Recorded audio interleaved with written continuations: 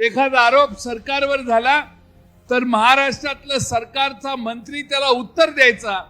आता तो मुद्दा सोडून बाकीचे सगळी भाषणं होतात. आणि म्हणून आपल्या कानावर काही मुद्दे असावेत.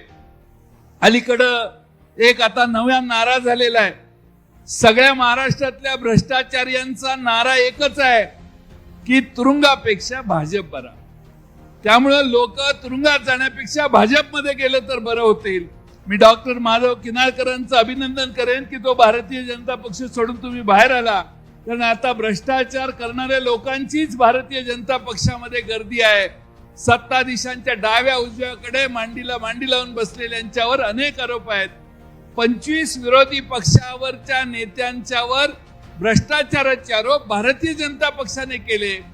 25 पैकी 23 जणांची चौकशी बंद झाली. त्यांच्यावरचा कोणताही आरोप सिद्ध करण्यासाठी साधी चौकशी देखील पुढे चाललेली नाही.